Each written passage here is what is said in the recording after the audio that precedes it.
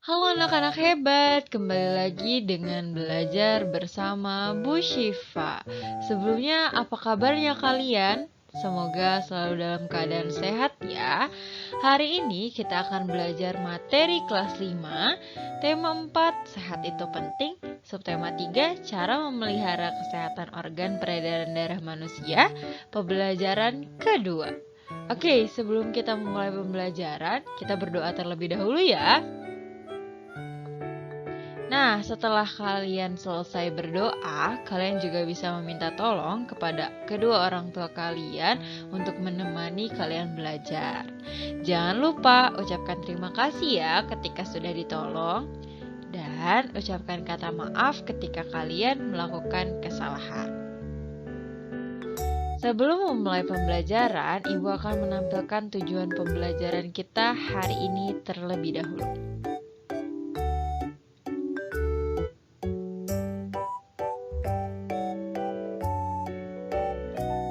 Oke, karena kalian tadi sudah membaca tujuan pembelajaran, kalian sudah tahu kan hari ini kita akan belajar tentang apa?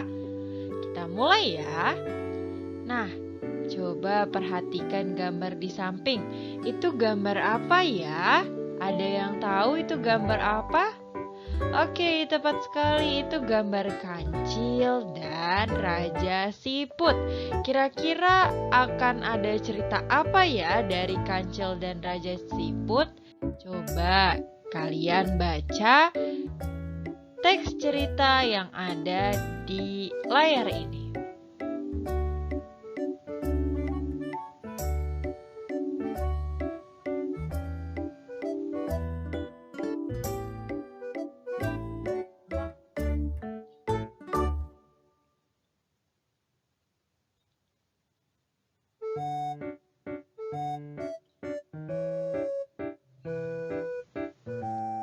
Nah, tadi kalian sudah membaca teks cerita tentang Kancil dan Raja Siput. Bagaimana ceritanya?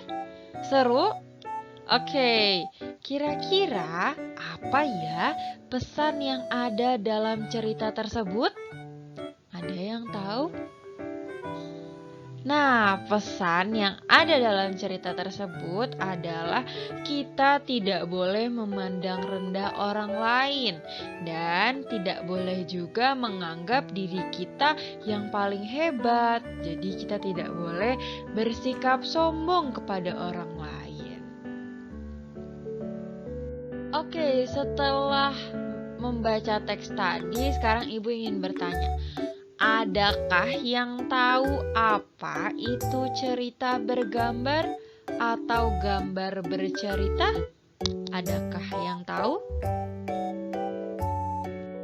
Jadi, cerita bergambar adalah perpaduan gambar dan teks yang berbaur menjadi satu kesatuan serta mengandung keindahan dan cerita yang bermakna.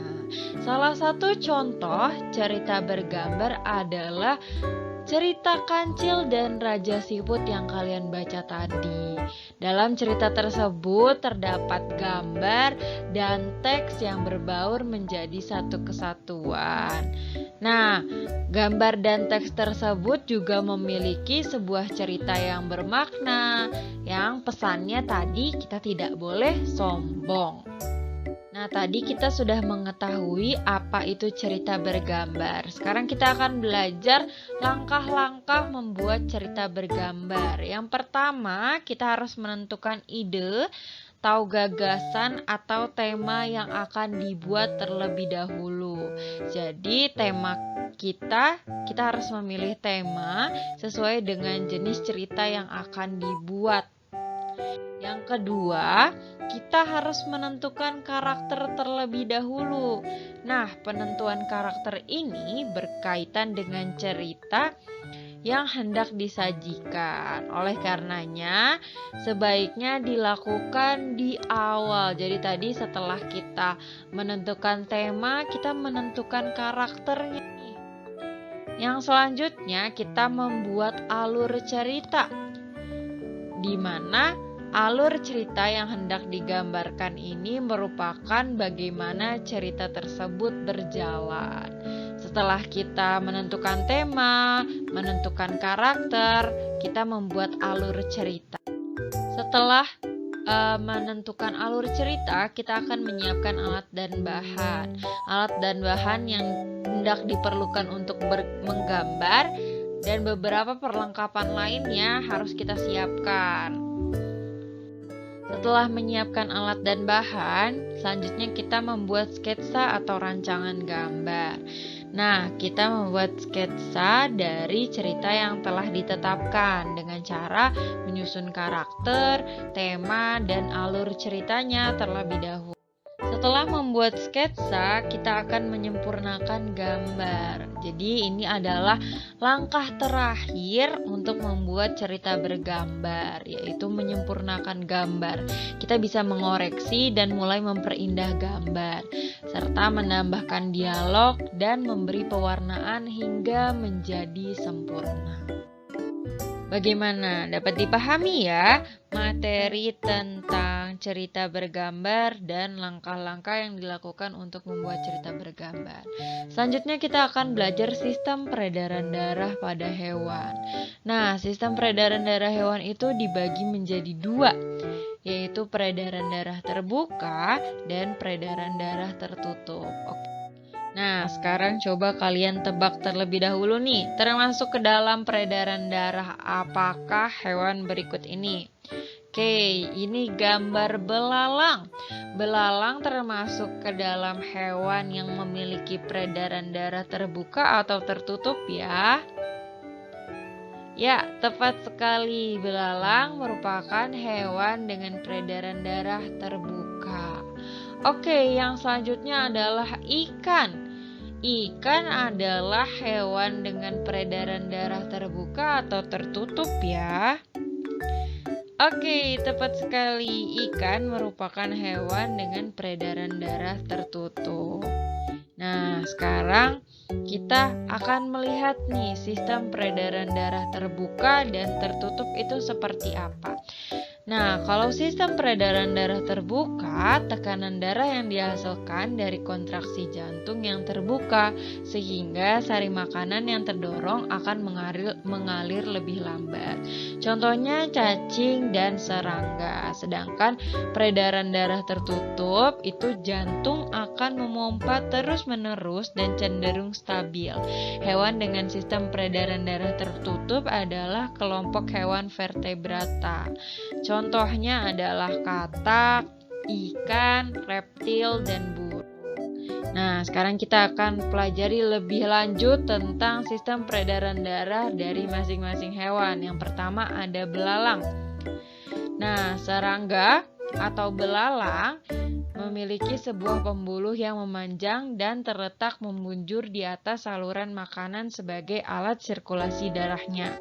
Sistem sirkulasinya tidak mengangkut O2 dan CO2 karena darah belalang tidak mengandung hemoglobin tetapi mengandung hemosianin. Oksigen diedarkan ke sel-sel tubuh dengan bantuan saluran udara atau trakea. Nah, yang selanjutnya adalah sistem peredaran darah pada udang. Nih, kalian dapat melihat ini ada anatomi internal dari udang ya.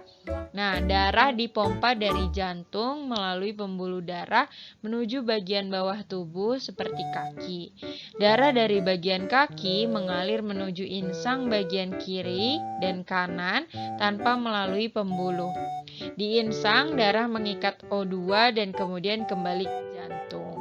Nah, yang selanjutnya adalah sistem peredaran darah pada cacing. Bisa kalian lihat di sini. Sistem sirkulasi cacing tanah dimulai dari absorpsi oksigen melalui dinding kulit yang tipis. Kemudian oksigen masuk ke dalam pembuluh darah punggung melalui pembuluh-pembuluh kapiler. Nah, di sini ya kapilernya.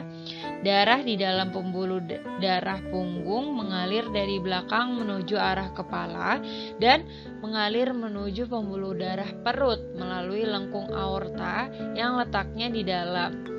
Di dalam pembuluh perut, darah mengalir dari depan menuju ke belakang karena adanya denyut dari 5 pasang lengkung aorta. Nah, yang tadi yang sudah kita bahas, sistem Sistem peredaran darah belalang, udang, dan cacing merupakan sistem peredaran darah terbuka. Nah, sekarang kita akan membahas hewan-hewan dengan sistem peredaran darah tertutup. Yang pertama itu ada sistem peredaran darah pada ikan. Bisa kalian lihat, sistem sirkulasi dimulai dari jantung yang mengalirkan darah keluar melalui aorta ventral, kemudian mengalir ke insang. Di dalam insang, aorta bercabang-cabang menjadi pembuluh-pembuluh yang lebih kecil. Pembuluh kapiler akan melepaskan gas karbon dioksida ke dalam air dan mengambil oksigen dari dalam air. Dari pembuluh kapiler pada insang, darah akan mengalir menuju aorta. Melalui cabang-cabang aorta, darah mengalir melalui pembuluh-pembuluh kapiler di seluruh tubuh. Selanjutnya darah mengangkut gas karbon dioksida dan jaringan, kemudian kembali menuju jantung melalui vena. Selanjutnya adalah peredaran darah pada reptil. Pembuluh darah pada reptil terdiri atas aorta dan pembuluh nadi paru-paru. Pada buaya terdapat dua aorta, yaitu aorta kanan dan aorta kiri. Aorta kanan keluar dari bilik kiri membawa darah yang mengandung banyak oksigen menuju ke seluruh tubuh, sedangkan aorta kiri berasal dari suatu tempat di antara bilik kanan dan bilik kiri yang membawa darah yang mengandung banyak oksigen menuju ke seluruh tubuh bagian belakang. Kedua aorta tersebut selanjutnya bersatu membentuk arteri utama yang bercabang-cabang ke seluruh tubuh. Nah, selanjutnya kita akan belajar tentang gangguan peredaran darah pada hewan. Yang pertama itu kucing. Kucing memiliki organ peredaran darah yaitu jantung dan pembuluh darah. Gangguan yang biasanya dialami oleh kucing itu adalah kolesterol karena menghambat peredaran darah. Nah, cara memeliharanya dengan memberikan vaksin, rajin membersihkan kandang, dan memberi makanan yang sehat. Yang selanjutnya adalah kita akan mempelajari gangguan peredaran darah pada ikan. Ikan memiliki organ peredaran darah jantung dan pembuluh darah. Nah, gangguan yang biasanya dialami oleh ikan itu adalah amoebiasis atau infeksi yang disebabkan melalui kontaminasi makanan. Oleh karenanya, cara memelihara organ kesehatan ikan dengan memberikan makanan yang sehat untuk ikan. Oke, hewan yang selanjutnya adalah burung. Burung memiliki organ peredaran darah yaitu jantung dan pembuluh darah. Nah, gangguan yang biasa dialami oleh burung itu adalah gangguan jantung. Itu bisa juga berdarah karena luka-luka. Karena kapiler darah yang dimiliki oleh burung itu mudah pecah. Nah, cara memeliharanya dengan menjaga kesehatan burung dengan memberi makanan yang sehat, rajin membersihkan kandang, serta memberikan vaksin.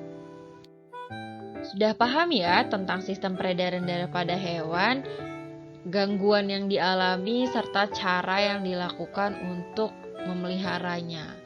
Oke, kita akan lanjut membahas mengenai pantun. Pantun adalah bentuk puisi Indonesia Melayu yang baitnya terdiri atas 4 baris yang bersajak ABAB. Oke, yang akan kita pelajari pantun hari ini adalah pantun tentang kesehatan. Nah, pantun kesehatan adalah pantun yang berfungsi untuk mengajak masyarakat menjaga kesehatan. Contoh pantun kesehatan itu sangat segar air kelapa, pohonnya di mana-mana. Cuci tangan jangan lupa agar terhindar virus corona. Wah, ternyata tidak terasa ya, hari ini kita sudah belajar banyak sekali, mulai dari kita belajar cerita bergambar, langkah-langkah yang dilakukan untuk membuat cerita bergambar. Kita juga belajar tentang sistem peredaran darah pada hewan, penyakit-penyakit yang dialami, serta cara memeliharanya. Di akhir juga kita belajar tentang pantun dan pantun kesehatan. Terima kasih banyak ya anak-anak ibu yang sudah menonton dan dan menyimak video ini sampai akhir. Semoga video ini dapat bermanfaat. Sekian dan sampai jumpa anak-anak hebat.